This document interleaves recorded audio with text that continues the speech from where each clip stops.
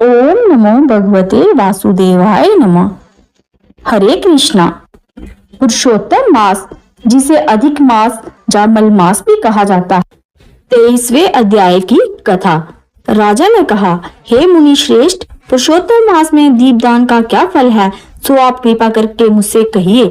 वाल्मीकि ऋषि बड़े हर्ष से कहने लगे, भाग्यनगर में चित्रबाहु नाम का राजा राज्य करता था। वह सत्य प्रतिज्ञा वाला, बुद्धिमान, शूरवीर, क्षमाशील, सब धर्मों को जानने वाला, शील रूप, दया से युक्त, पूजनीय, भगवान का भक्त था।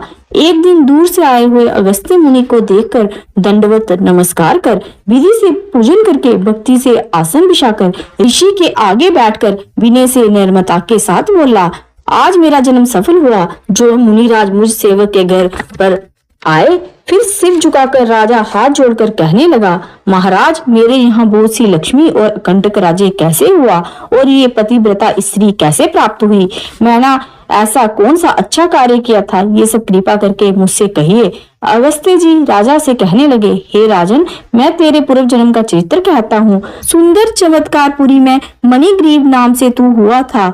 तू नास्तिक, दुष्ट चरित्र वाला, कृत धन, खोटी बुद्धि वाला था, परंतु तेरी ये सुंदर स्त्री मन, कर्म, वाणी से पति सेवा में परायण, पतिव्रता, महाभाग्यशाली, धर्म में निष्ठा वाली थी।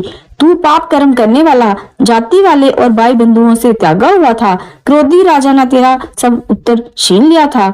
फिर जो कुछ बचा वह जाति के लोगों ने छीन लिया। सब धन के चले जाने पर तुझको बड़ा क्लेश हुआ। धन के नाश होने पर, अत्यंत उद्विग्न मन हो जाने पर भी इस पतिव्रता स्त्री ने तेरा त्याग नहीं किया। हे राजन, इस प्रकार उस वन में तू रहता था। एक दिन मणिग्रीव धनुष उठाकर मृग के मांस के लिए बहुत से सिंह मृगों से भरे हुए वन को गया। उस मनुष्य रहित वन के मार्ग में उग्रदेव के नाम से प्रसिद्ध एक मुनि दिशा भूलकर दोपहर होने से अत्यंत पीड़ित मूर्छित होकर वहां पर गिर पड़े। तब उस मार्ग के भूले हुए दुखित ब्राह्मण को देखकर तेरे मन में दया उत्पन्न हो गई और तू उसको उठाकर अपने आश्रम में ले आया। तुम दोनों स्त्री पुरुषों ने उस उग्रदेव की अत्यंत सेवा की।